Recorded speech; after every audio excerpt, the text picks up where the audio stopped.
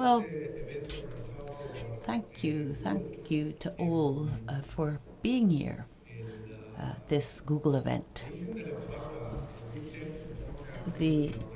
Somebody must have explained this to you, but just in case you don't know, the fact that big tent means a large tent where you can organize events in the summer particularly. But big tent is also a term, an American term, which is used by political parties to get more voters. It's like a large tent, a big tent, where you let new forms of discussing the political program. The bigger, the wider your program, the more people are going to take part in your political program. So you've got other political parties, of course, who are very blindfolded, and they have very small campaigns and no debates. So whenever there is an election, they don't get many votes. So why do we call this Big Tent? Well, we're talking about a lot of different subjects here, so we want to discuss this issue from very many different perspectives. Here, the title of this particular session is Entrepreneurship, Education and Employment. I hope you've listened to Vint Cerf, and we also had the Professor Ontiveros and Mr. Francisco Ross. We'll have 45 minutes. We will be discussing a series of issues, and then I'll give you some time for questions. Do think about the questions before you actually take the floor. I'd like you to ask questions. If you have opinions, I'd be delighted to have a discussion with you, maybe next year. Now, we have Mr. Candido Mendez, the Secretary General of the trade union UGT. And I've known Candido for many years, and we've been together at several events. And then we have Javier Uceda, the director of the Polytechnical University. He teaches electronics, and he has some interesting ideas. And then I would also like to introduce Ana Maria Llopis. She's from Venezuela as well, just like myself. She still has a bit of the Venezuelan accent. Well, I don't want to get rid of my Venezuelan accent. It's part of my personality, says Ana Maria. She's the CEO and founder of Ideas for All. This is a company that promotes a lot of different activities, and she's also an independent member of the board of Société Générale. Well, Candido, I'm just going to very briefly discuss this, but this has happened in Luxembourg some time ago. There was an employment summit. A lot of journalists and trade unionists went to Luxembourg. It was sponsored by all the EU countries, and major trade unions were there. And at the end of this meeting, we spoke to the Secretary General of the trade unions, and there was such a lot of optimism. There was a climate of optimism. It must have been in the 78, in about 1978. Or actually it was 97, 98. And everybody said that there was going to be full employment, and we'd never, ever have unemployment problems again in Europe. So, Candido, what has happened? What has happened for this economic climate to have changed so drastically? What has happened? Well, Google, I'd like to thank Google, first of all, for allowing us to be here this morning and have this exchange of views, and actually to share some memories of the past. And Carlos mentioned this just a little while ago. Well, I'll be very brief and succinct. And I will just give you the 2 or 3 basic ideas of what has happened. In 97, 98, we were, I think, very much at the start of the euro and also at the dawn of the Lisbon strategy, which started in 2000. So I think that at that time we found ourselves at the moment of the awakening of the hope of Europe, and now this awakening has been turned into a threat. Europe was considered the hope for the future, whereas today most of the people, most of the population feel that the European project is a threat. So what has happened? What has happened? Well, I think what has happened is that what we said we were going to do was never put into practice. So we confided in the fact that the dynamism of the single currency on its own, without any special measures, a lot of measures had been defined, objectives on employment, youth employment, a generation of jobs, objectives related to the technological generation in Europe. All of this was turned into dead letter.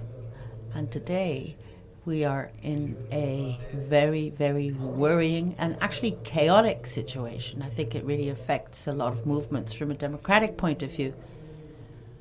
Well, if you look at investment in innovation and development, yes, a 3% investment is what was planned, but this is never put into practice. I can comment on one thing, apart from the final version of the document, but I'm not sure what's going to happen. The European Commission said that for 2014-2020, that is the financial framework that has been approved, 55 billion euros had to be spent on research and development.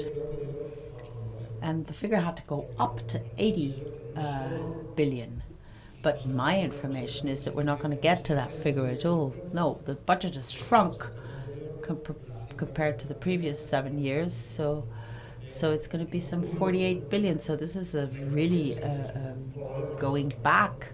And that is a serious problem to solve so many of the difficulties, the technological difficulties that we have. We lagging behind the United States, and I think this is having its effect. So what is your opinion, Candido? The Spanish economy was more industrialized, and now it is a services economy. So what is happening? Why is this change taking place? And what type of answers should the government be giving to create jobs, which we know is difficult, particularly for young people? Well, I think that in Spain, some people define what has happened here in the following way. When it was the right time to innovate, we didn't innovate. And now we would like to innovate, and it's a little too late. However, it is never too late to move towards innovation. Is that because so much money was put into the real estate sector? Well, during the economic growth period, we gave special privileges and loans to the real estate sector. And I'm saying the real estate sector because there is a productive side to that. That's, of course, the building, the actual construction side, and then the other part, which is speculative, speculation, and that is most of the money went into that sector, and that is why we created this huge bubble. So the first thing you need to think about at this stage is, well, they gave us a lot of cheap money, cheap loans.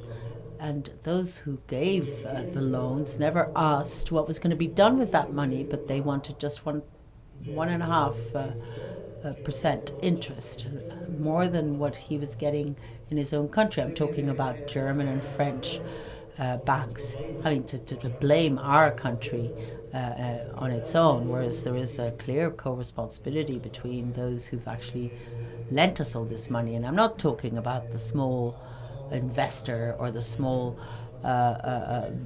saver who's tried to put money into, for instance, those preferential assets that were sold by certain banks.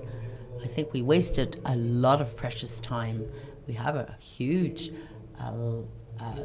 we're at a huge distance in terms of technological progress. So let us try, as a priority, let us improve education and science.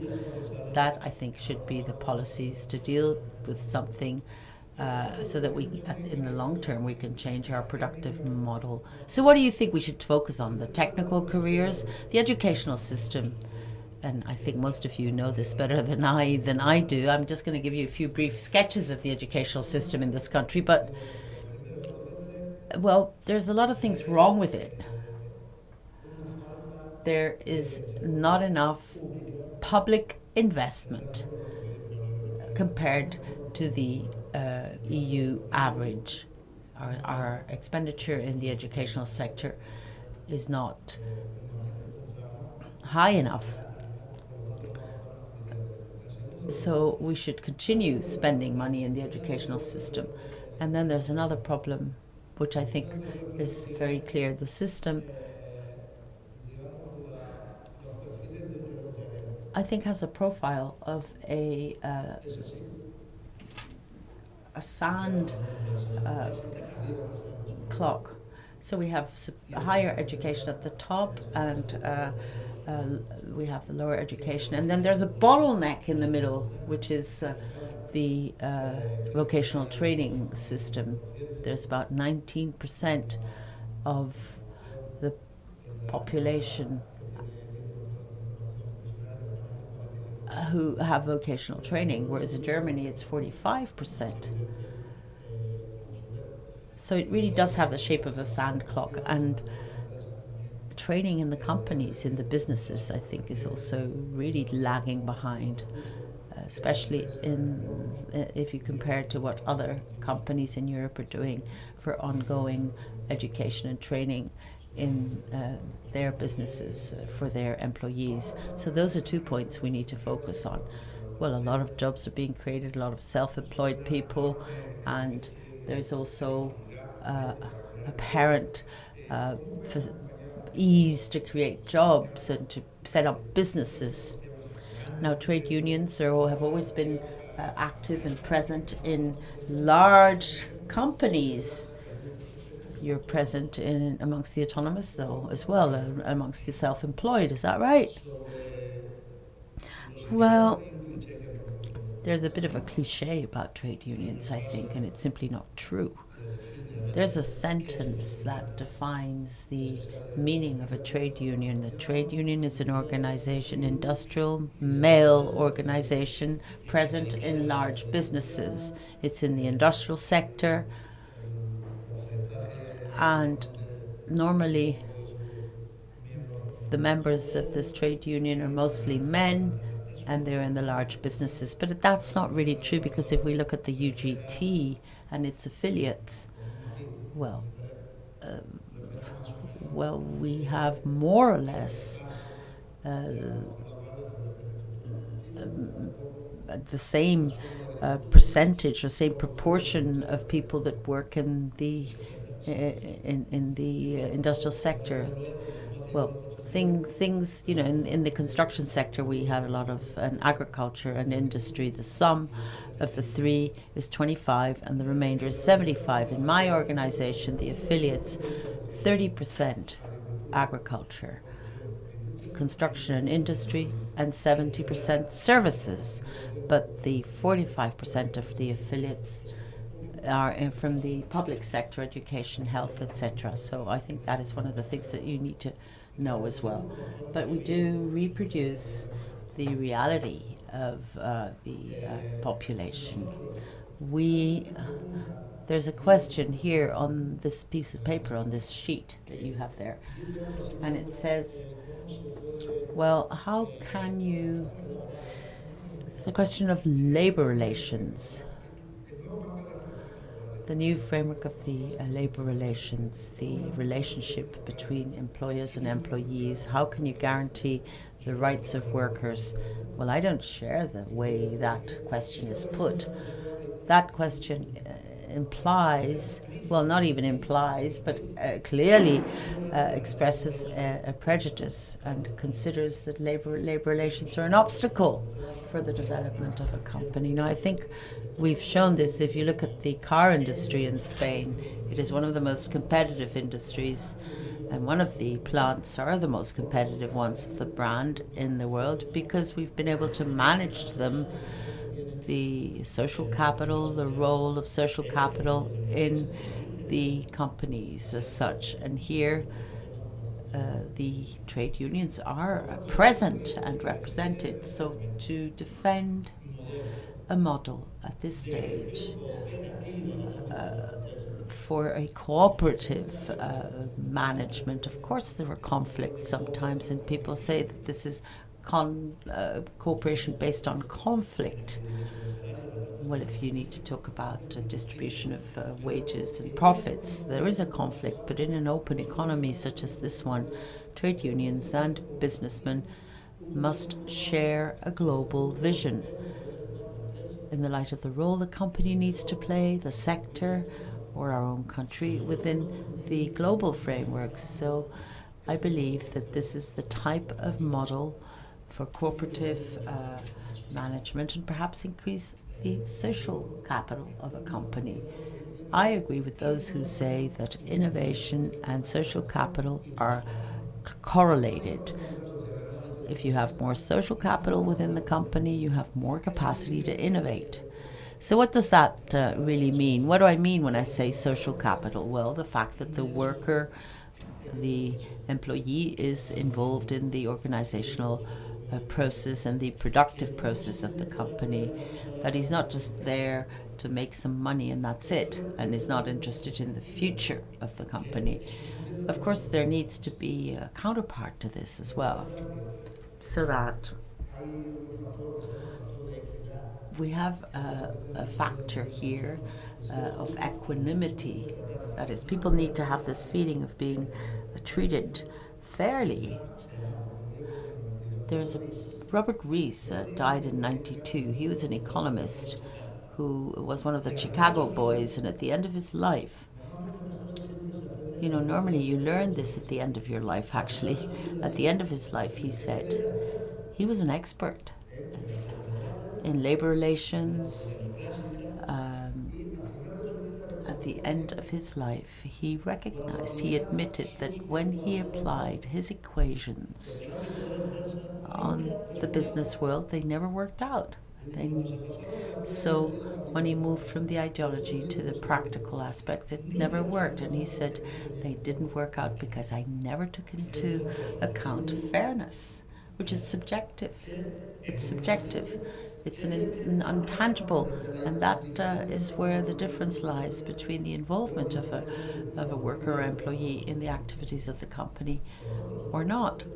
So I think we need to do a lot of things. I know I'm going on at length. Yesterday we presented a book on trade union freedom, and the professors who wrote this book took part in this conference. We held a congress in April, and we have set ourselves a series of objectives because we want to change the workings of our trade union. One professor said that vis-a-vis small and medium-sized businesses, the trade unionist, somebody from the trade union who comes to look at the problem of particular workers, he said, well, in a small company, the trade unionist who is a colleague or who is actually looked at with envy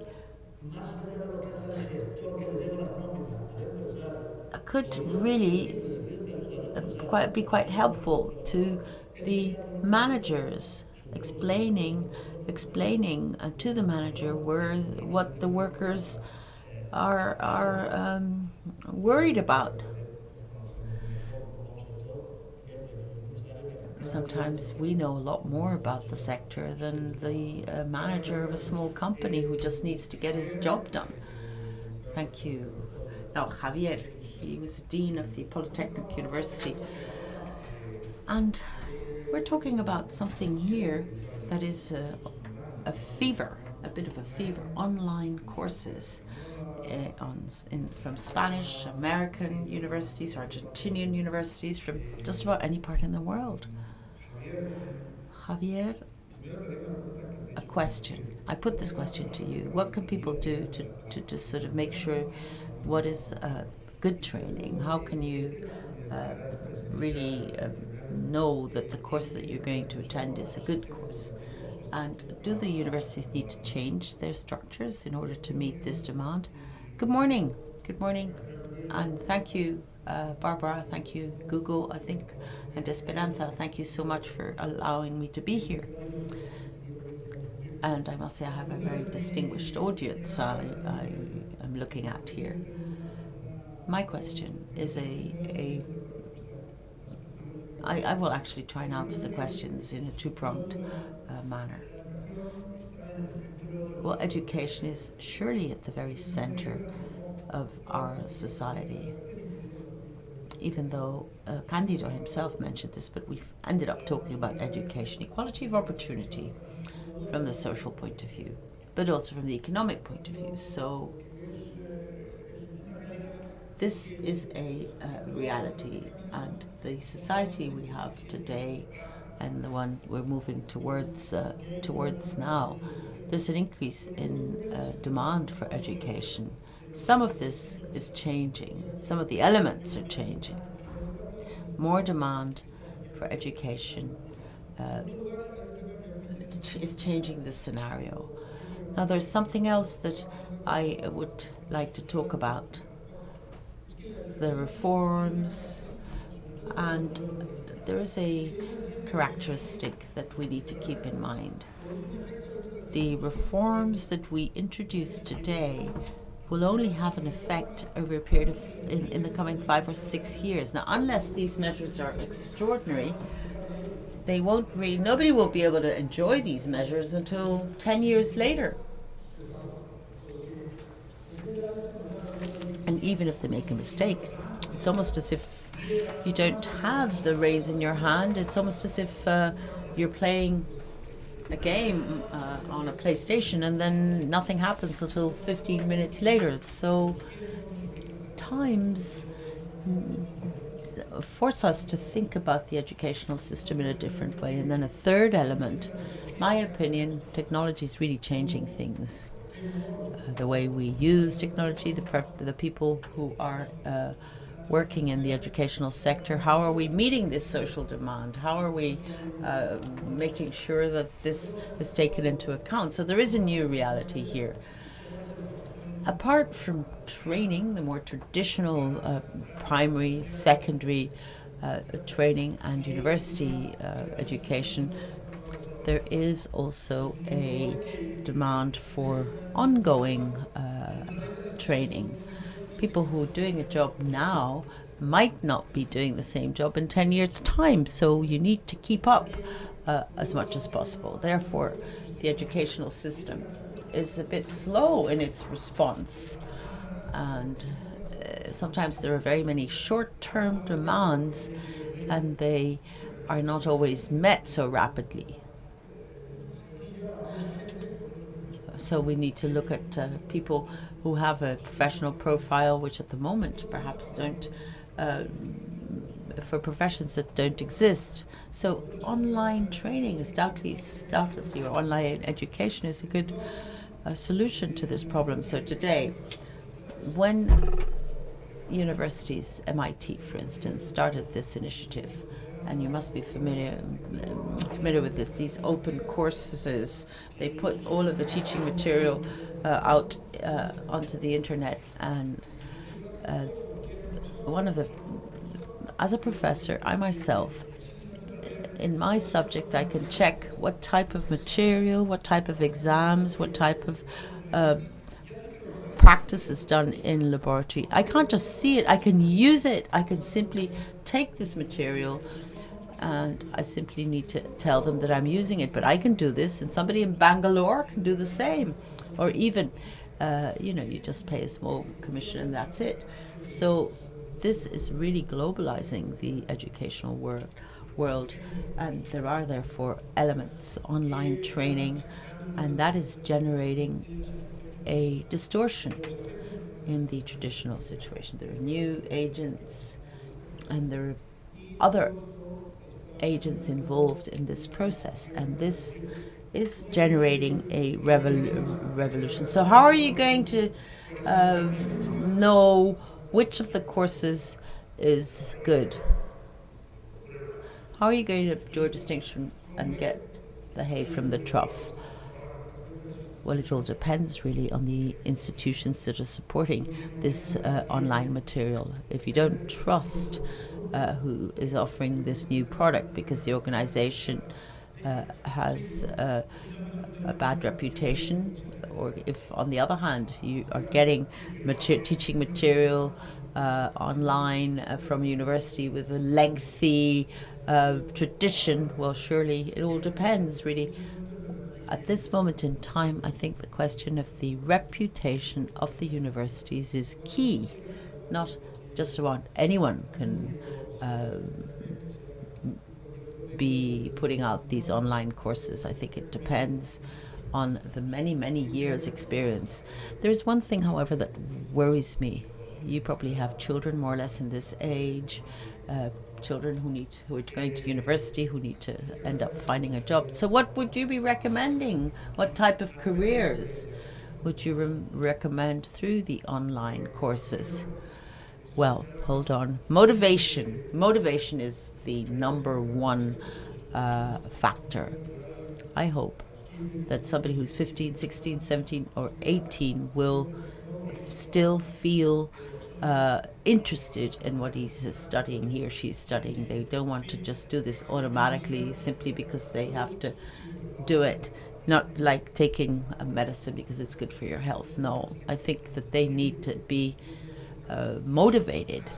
If you have this motivation, and that is obviously related to vocation too, and then the results are much better.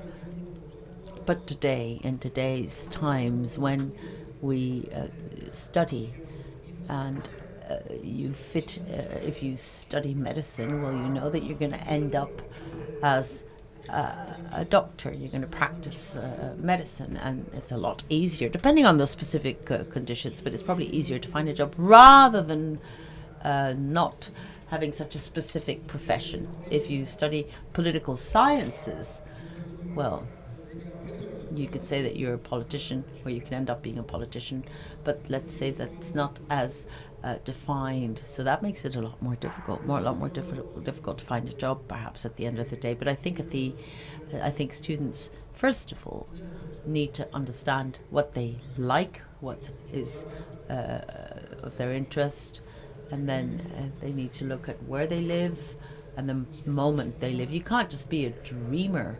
Reality forces you to take decisions.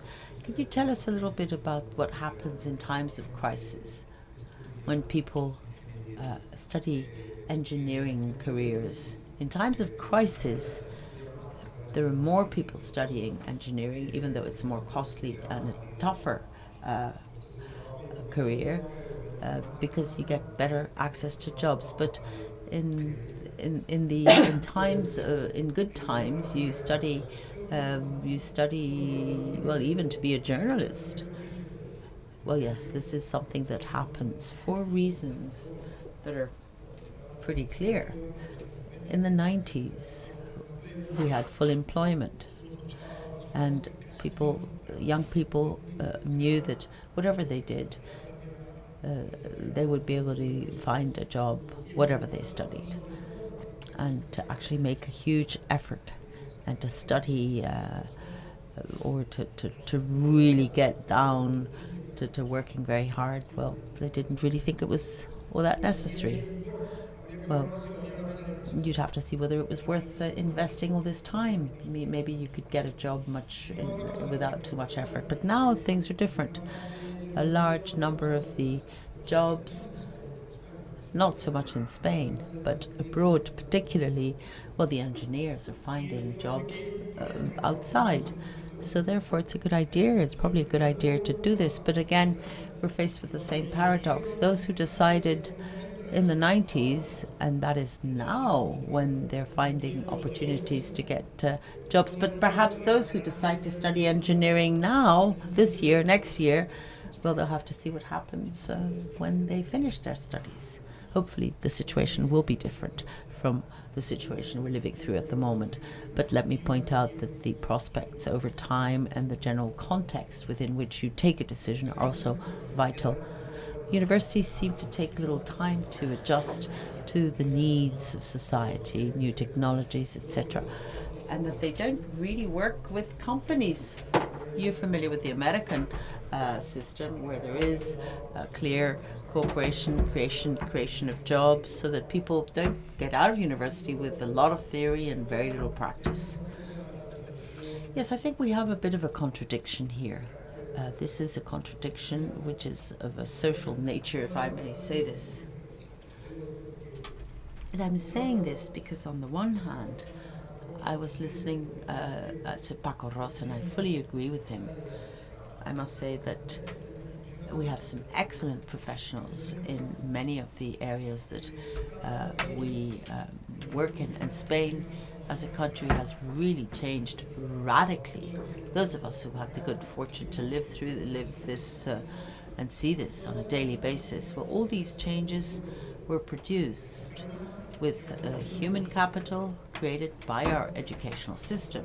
So people with more responsibilities came from Spanish universities, and most of them didn't come from any other part of the world. So I think they really did meet the objectives. But what are you're implying that things are not being done properly. I don't understand how we can have good professionals unless training or education is not important. Some people may defend that point of view too, but what I want to say is that some things I think we're not doing properly. We have not taken up a clear position on the traditional university's role in ongoing education and training. The more traditional education, bachelor, master, PhD, we've got more flexibility now, so today it is possible to do a master's in video games, for instance, in a Spanish university, and matters of this nature. I'm really talking about things that are very specific, but at the same time to react in real time on ongoing and continuous training. Well, somehow we don't have a clear strategy, and that I think is something we still need to do. We need to have a specific strategy. Thank you, Javier. Thank you. Ana Maria? We have a representative of trade unions, we have a representative from the educational sector, and now what about the businesses? What about company? Now that we keep talking about books and entrepreneurs, masters, tell us, please tell us, what is the state of the art of the business world in Spain at the moment? Well, let me just say that the labor market is really changing. Not just because of the crisis, but also because of technologies, because of the cheap technologies being less expensive. I think that the information process, we're training people in careers that are not going to exist in the future.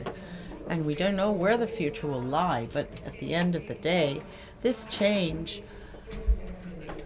well, really, what we need to do is we need to teach students to become entrepreneurs. Look at the figures. In 1920, a company lived for 80 years. And in the 30s, maybe 70 years. And today, a company may last for 10, for 15 years. And if you don't reinvent yourself, if you don't change and do entrepreneurship and spin-offs, and you recycle, as was done by IBM, permanently changing when they accepted open sourcing, for instance. If you don't do that, you're simply not going to survive. So we're at the stage of the pop-ups or pop-up companies that are going to open, and then projects that'll last 4, 5, 6 years if they reinvent themselves, maybe a little longer, and that's it. That's what we got to prepare ourselves for, because to work the same company all the time, of course you need to keep the working conditions, but the whole thing is going to be different. So we need to do this. So where are the entrepreneurs in Spain? Well, in Spain and in Europe, this is all sort of lagging behind the international centers. Innovation is not considered a priority, not in the same way as we should consider it, basically because the talent of companies is not really fully considered as social capital. And I think what is this showing us today? Today through wisdom of crafts, collaborative processes, diversity is fundamental. Diversity, that is what we're talking about. So entrepreneurship is really important. Look at the new law in Spain. What is new? I think it is contributing. It has some new things. I think it's going to accelerate things, but not sufficiently. For instance, if you're bankrupt, if you go bankrupt, you don't have to hand in your house, for instance. And you don't need 3,000 euros. 40 euros is enough to start up a business. The whole red tape to set up a company, which took a month, 2 months, even though people said it took about a week. Now, apparently, everything is going to be done so you can open it in 24 hours. If you are somebody who wants to open a shop of less than 500 square meters, you don't need a municipal license. And you're not going to 20% deduction to investments. And if you get profits in a startup and you reinvest it in another startup, you're not going to have to pay any taxes. And there are also deductions to reinvesting profits in small businesses and startups.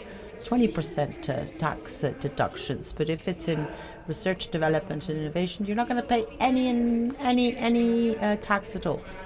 And what is really good is you won't have to pay VAT to the government ahead of time. You're only paying VAT once you've actually sold your product and once you've been paid. Because the fact that companies have gone bankrupt is not because they don't do their job properly. It's simply because they don't get paid.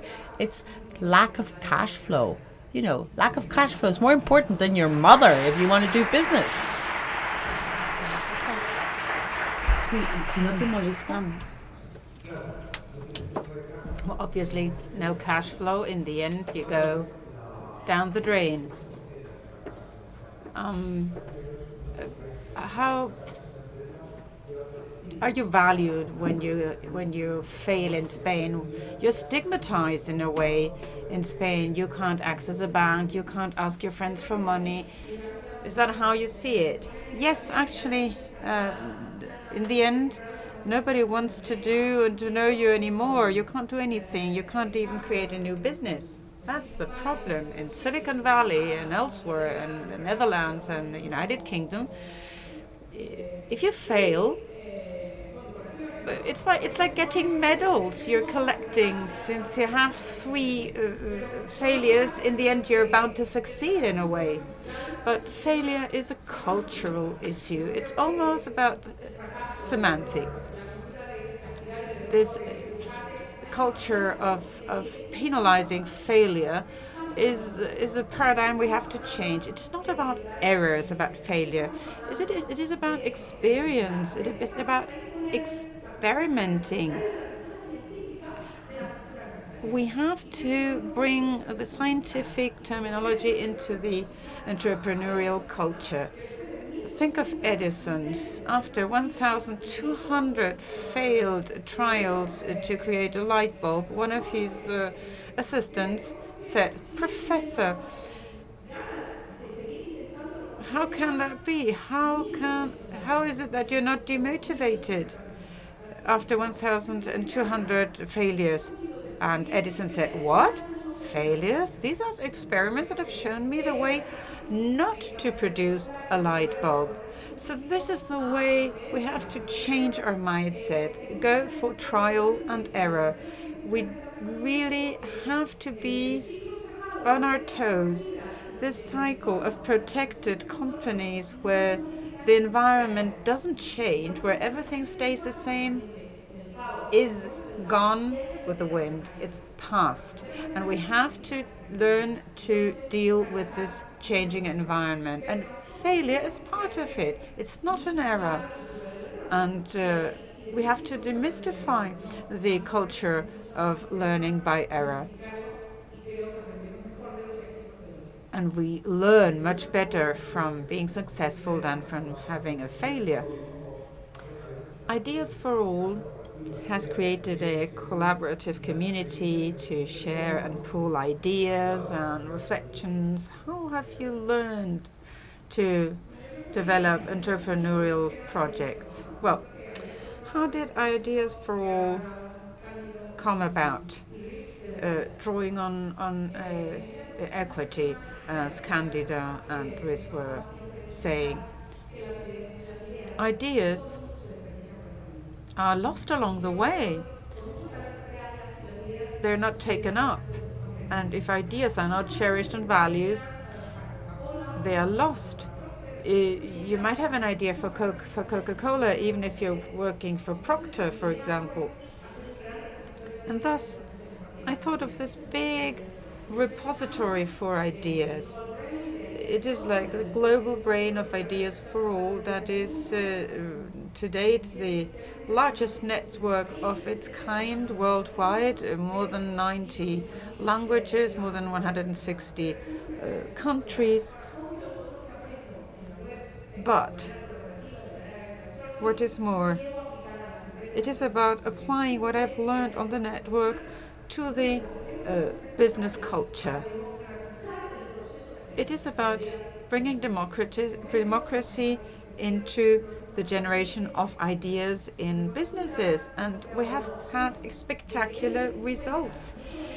If you have an employee who knows that he can think and provide the company with hints and ideas in order to improve it, they do feel much more loyal and live up to challenges. A company, for example, has really boosted its way of functioning because the employees feel valued and cherished. I can give you examples. For example, Ideas for All outside of companies and inside of businesses. Outside, we had a collaborative project online. Telepizza, Ideas for All, Iberia, and NGOs of social corporate responsibility in Colombia. And how did this come about? An executive in Telepizza said, when our Telepizza motorcycles come back, they come back without a load, without a cargo. They could be used, for example, to transport books, and that was done like that. Books that then through Iberia went out to needy people in Colombia. Then competitions, for example, under the auspices of AstraZeneca. The idea was a sustainable idea. Architect team in Bilbao won the prize for greening the roofs in schools, for example, to practice horticulture, so that children really know in the end that tomatoes are grown, that they don't simply come out of a box. And in the end, what is the bottom line? I only refer to things of our clients that are publicly known. But there was this one brilliant idea nobody in marketing or elsewhere had come about, that is to create a product with a flat tariff where all your insurance products are bundled in a bank. In a bank, you pay only a monthly fee and you are not bothered by renewal and anything else of the policies. And that was the brilliant idea of one lady in a branch. Then we have Mutua Madrileña. They have opened up also to sharing of ideas of their clients. 2 employees won this idea competition and they've moved up the line to the marketing section because they've been valued properly, because they could show their potential. Now, then we have Repsol, yet another idea. Competition of ideas in the industrial sites. For example, reduction of CO2 at zero cost, for example. That was the question. Well, these blue-collar employees had wonderful ideas. It is just about maybe switching this in a different way, fine-tuning it a bit in the process. Little changes that otherwise wouldn't have been accepted and that were very important for Repsol. And in Sabadell, they have had a 1% improvement, which is important. 1% improvement thanks to their employees. Okay, now we will have a Q&A session, but before that, let's note that we have an important representative of the employees, the workers, and the media, the business, and our third guest too. You'll be able to realize that all of this is contained not only in Google, but in the modern and young companies. The labor relations are not what they used to be. That people are not closeted in different environments. Now ideas flow. We have lots of advantages, mobility. You can work even from being in Starbucks. And business companies are investing a lot in empowering their workforce. And you can dedicate even 20% of your working time into a professional project of your choice. I think that is really a clear token, a clear symbol of how these new relations, this new working environment has to be understood, not only now, but also in 20 years' time. Now we move on to Q. Hello?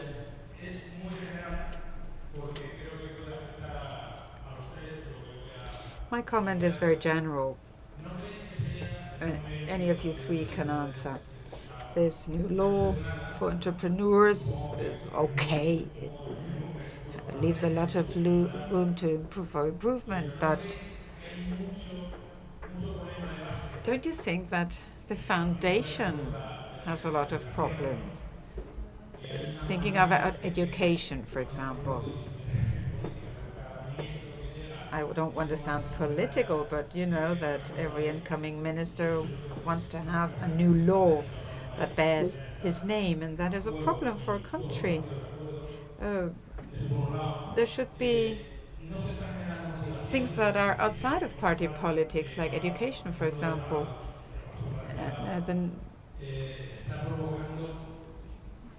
Unemployment, for example.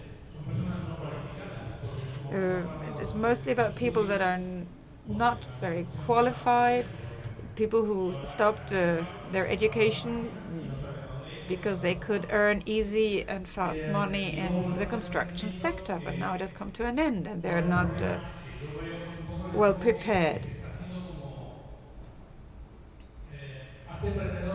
And now, apparently the policy is go, be your own entrepreneur, and so you're not unemployed any longer, and your social security fee will be much less, only 50%. Mindsets are changing. Before, when you were asked, what do you want to become when you're grown up? Either a banker or a public servant.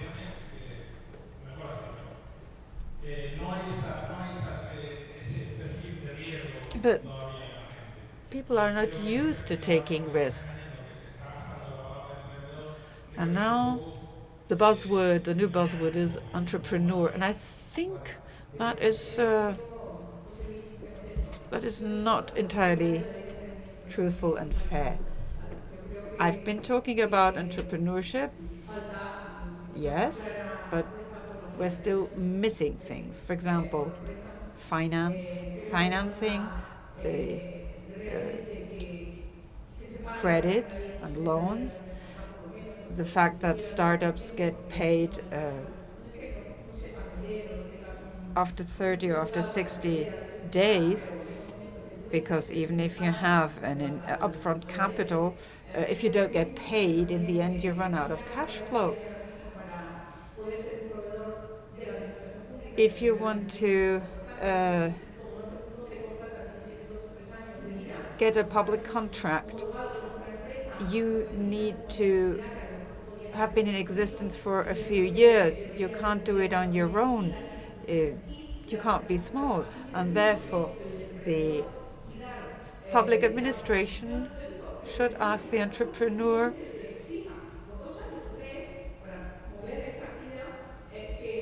lesser risks. For example, let's say 0.5 or 1% of what is the wealth that is created by all the companies in the country should flow into startups, into new companies. And then just another idea, the social corporate responsibility. I've had a look at foundations in USA, and there's one called Teachers for America. They don't have lots of money, but they do have $200 million every year in order to pay for the education of primary or secondary teachers that will then get involved for a few years. It's like the education corps. The French government, the education minister, only recently said that they're going to contract 10,000 unemployed in order to foster education and such things. I think that is a wonderful idea, really, to get people off the unemployment dole list. Let me butt in. Ana Maria talked about the public contracts, business, and so on. In Germany, 45% of the public market is the small and medium enterprises, and here it is only 25%. They should have really focused on the SMEs if they talk about public contract. Now, this is, I think, the fifth or the sixth education law in 35 years. That is absolutely outrageous. And the last government, we proposed an ample pact for education where all the social agents would be involved. But we didn't get far. Finland is seen as a paradigm of success in educational matters. At the time, they had the paper industry, primary sector, and they've leapfrogged to the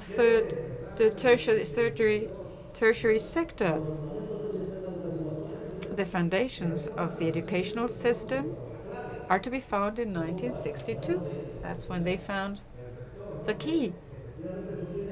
As the rector was saying, you really have to focus on the future, because what is valid today probably isn't going to be valid in the future, talking about the youngsters. This has happened in our country. Young people who were studying came to the following conclusion.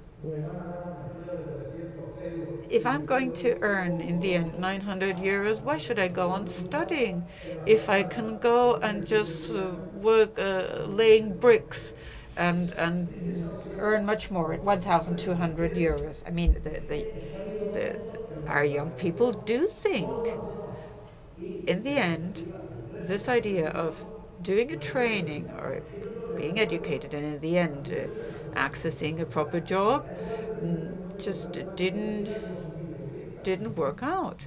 At the time, it was about 1,000 euros salary. 1,000 euros salary is something that is scoffed at in France, where the minimum salary is 1,200, not in Spain. And it is about youngsters that are not so young anymore, 34, 35 years old. They have family, they live for the pension of the grandparents, and they've even moved into the grandparents' house. We have to provide them with new educational opportunities, new training, so that they can access new jobs. This is really one of the great problems we have in Spain. So this is an initiative for training and employment.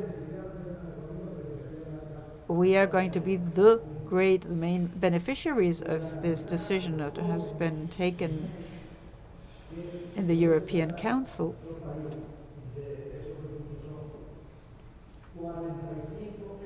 This means 45 euros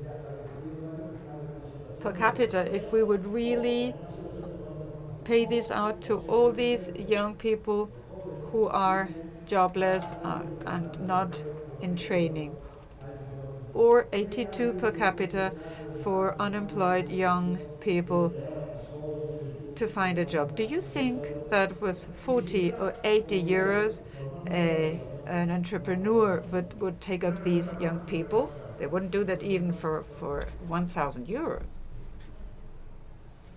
One last brief question. Very brief for Ana Maria and for the other speakers. An entrepreneur is born or is made along the way? Well, I really do think that you become an entrepreneur along the way. We all have ideas. You can't keep people from innovating and from creating. I'm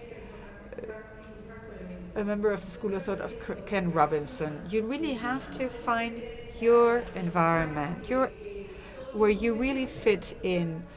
And if you really get involved and can tap into your potential, then you drag other people along, and it is about passion.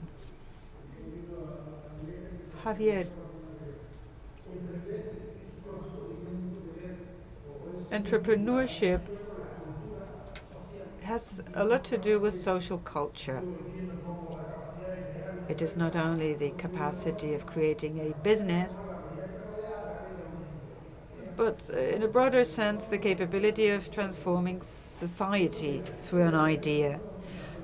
School and culture go hand in hand, and we haven't done things too well in the past. There was this need of creating a cultural change, and cultural change doesn't happen overnight. It simmers for a long time, and the school and the university, we do know that this need exists, and we don't only concentrate on contents like maths, history, or literature, but thinking further ahead, we realize that there are certain elements of attitude towards life that are as important as these other more, to say, hardcore contents for your daily life. And we know that these entrepreneurs necessarily have to spring up from the culture that is the environment. Yes, and then entrepreneuring. Well, I've been an entrepreneur all my life. If you're in a certain institutions and university, you have to think outside the box and wonder whether things can be done differently. Well, I hope that this has been useful for you all in order to take entrepreneurial initiatives. Thank you to our keynote speakers. Thanks to big thank you to Google and to Big Tent. And let's hope we will meet again in 1 year's time.